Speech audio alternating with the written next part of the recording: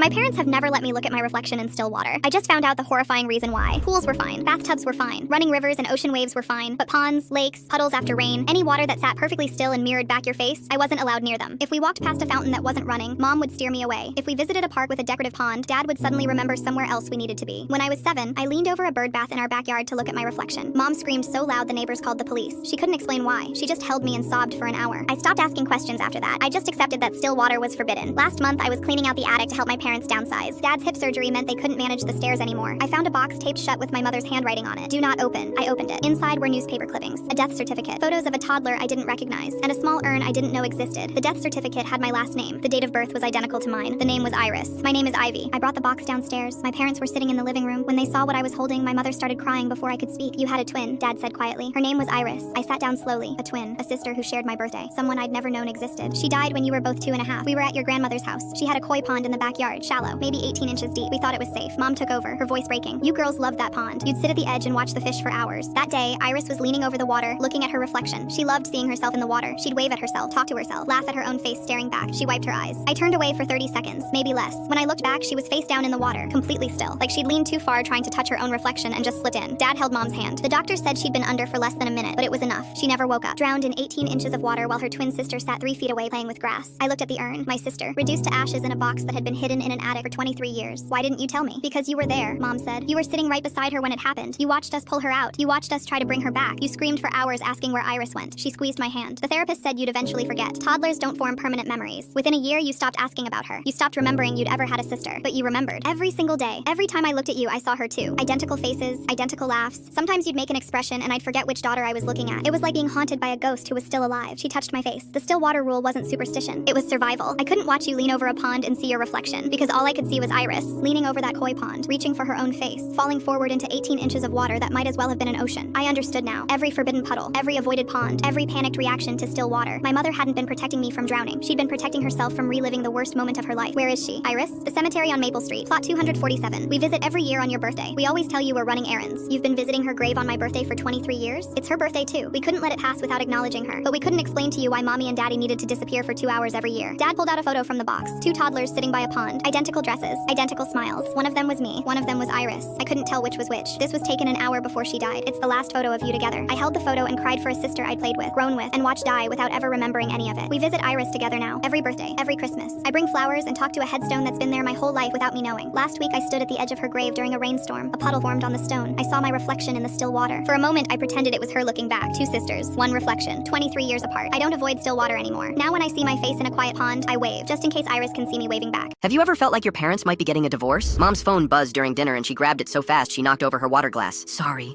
she muttered, mopping up the spill with her napkin while reading the screen. Her face went pink. My stepdad Patrick looked at her, then looked away, said nothing. Mom typed something back quickly, then set the phone face down on the table. So, how was school? Fine, I said, watching her. Who was that? She responded, but it didn't sound like an honest response. Just work stuff. Mom's phone buzzed again. I need to make a call, Mom said suddenly, standing up. Work emergency. I'll be right back. She grabbed her phone and disappeared into the bedroom, closing the door. Patrick and I sat there. He pushed food around his plate. Is everything okay? I asked. He responded, yeah, fine. I heard Mom's muffled voice through the bedroom door. Her tone was soft and almost flirty. Patrick heard it too. He set down his fork and stood up. I'm going to watch TV. I sat alone at the table, staring at the closed bedroom door, listening to my mom laugh at something the person on the phone said. Something was wrong. Over the next week, it got worse. Mom started working late 3 nights in a row. She'd come home at 9 or 10 p.m., hair freshly brushed, makeup touched up, smelling like perfume she never wore. Sorry, client meeting ran long, she'd say, kissing Patrick on the cheek. He'd nod and say nothing. I caught her texting in the bathroom with the door locked. Patrick started sleeping on the couch. When I asked why, he said his back hurt. Mom said she had to go into the office on Saturday. Big project, might be there most of the day. I then asked, on Saturday? She responded, yeah, can't be helped. Friday after school, I came home early and heard them fighting in their bedroom. Patrick shouted, just tell me the truth, that's all I'm asking. My mom got defensive. There's nothing to tell. I don't know why you're making this into something it's not. He rebutted, because you're lying to me. I can see it in your face every time your phone rings. I can hear it in your voice when you make up excuses. Just be honest with me. Silence. Then Mom's voice quieter. I need more time. Patrick asked her, time for what? And she responded, I just need to figure some things out. I backed away from the door before they could catch me listening. I laid in bed that night putting the pieces together. The secretive phone calls, the late nights, the lying, the perfume. Patrick sleeping on the couch. Mom was cheating on him. She had to be. And I needed proof before I could confront her. Before it destroyed our family. Saturday morning, Mom left at 10 a.m. wearing nice clothes and makeup. I'll be back this evening. There's money for pizza if you guys get hungry. I waited 5 minutes after she left, then grabbed my bike. Where are you going? Patrick called from the couch. I lied and just said the library. I have a school project. I left and followed her car. Mom didn't go to her office. She drove downtown and parked outside a small Italian restaurant. I locked my bike across the street and watched through the window. She was sitting at a table, checking her phone, waiting for someone. A man walked in, older, wearing a button-down shirt, and then my heart stopped. It was Dad. My actual dad. The one who left when I was 8. The one I saw twice a year for awkward weekend visits. The one Mom had divorced 6 years ago. They hugged, sat down, started talking. I stood on the sidewalk, frozen, watching them through the window. They were smiling, laughing. Dad reached across the table and took Mom's hand. My phone rang. It was Patrick. I picked up and he asked, "Where are you really?" he asked. I was silent for a moment, and then the words just left my mouth. I followed her. Then he was silent for a moment before asking, "Where is she?" I told him, "An Italian restaurant downtown. She's with my dad." Patrick exhaled slowly. "Yeah, I know." I was shocked and asked, "You know?" He told me to come home and he'll explain. So I did. Patrick was waiting on the porch. "How long have you known?" I asked. He said, "About a month." She told me after the third time they met up. He sat down on the steps. "Your dad reached out to her 8 weeks ago. Said he wanted to try again, make things work. He's been going to therapy, working on himself, all that stuff." I was in shock and asked, "And she's considering it?" He continued, "Yeah. She didn't want to tell you because she didn't want to get your hopes up. She knows you've always wanted us to be a family again." I sat down next to him. "But what about you guys? You're married." He then told me, "We had a long talk about it. If she wants to try again with your dad, I'm not going to stand in the way. I love her, but I love you too. And maybe you deserve a chance to have your actual parents together." We sat there for a while, just quiet, not saying anything. I finally asked him, "Does she love him again?" He looked at me with tears in his eyes. "I don't know. That's what she's trying to figure out." I refused to keep my brother's secret, and he lost his marriage the same week, my brother. Danny came to me in February and sat down at my kitchen table and told me he had been seeing someone else for 8 months and he needed me to know. His wife Rachel had absolutely no idea, and from everything I could see, there was no reason she would. He did not come to me for advice on what to do about it. He came because he needed to tell someone, and I was the person he trusted most in the world. He said he was going to end it, and he asked me not to say anything to Rachel or to anyone else. I told him I would not lie to Rachel if she asked me directly. He said she would not ask because she had no reason to. I said that was not a promise he had any right to make on her behalf. He said I was being difficult and making something that was simple into something needlessly complicated. I told him I was being honest with him about what I would and would not do, and that there was a meaningful difference between the two. 3 weeks later, Rachel called me. She had found a message on his phone, and she was calling to ask me directly if I knew anything about it. I told her yes, and I want to be honest that I did not hesitate. Want to be clear about what happened in that phone call, because I have had to be clear about it many times since. I did not volunteer the information. I did not pick up the phone and call her. I want to be clear about that. She called me. She asked me a direct question. I answered it honestly. There is a version of events where I lie to my brother's wife when she asks me a direct question, and that is not a version of myself I am able to live inside. Rachel left Danny that same week. She had the conversation with him on the Thursday, and by the Sunday she was gone. I did not know she had left until she called me herself. She took their daughter and moved back to her mother's house, and she filed for divorce 4 months later. I know all of this because Rachel and I have stayed in contact through all of it. She did not need to do that, and she chose to, and I think about that a great deal. She has been considerably more generous with me than I had any right to expect her to be. Danny did not speak to me for 6 months. He sent one message at the start of that period that said he hoped I was happy with what I had done. I read it and I put my phone down and I did not reply. My mom told me I had destroyed his marriage. I said it back to her very clearly. Danny had done that himself. She said I should have stayed out of it entirely, and that family is family. I told her that Rachel had asked me a direct question and I had answered it truthfully, and I did not see how any other answer was something I could have lived with. My mom said some things are better kept within the family, and that I had always struggled to understand that. I told her that Rachel was family. She was Danny's wife. She was the mother of his daughter. If she was not family, then the word had no meaning. Danny and I speak now occasionally about ordinary things. It is not the same as it was, and I do not expect it will ever be. He does not trust me the way he once did, and I do not trust him the way I once did. And I think we have both arrived at an understanding that something shifted between us in a way that is probably not going to shift back. What I come back to most often, even now, is Rachel and the sound of her voice on that phone call. She thanked me the first time she called after everything had settled. She said she deserved to know the truth about her own marriage and her own life. She was right. She had been living inside a marriage built on something that was not real, and she had the right to know that, and I was the only person who could have told her. I would do it again without question. I would do it every single time. Not because I wanted to hurt my brother, but because Rachel asked me a question she had every right to ask, and she deserved the truth. Subscribe for more stories.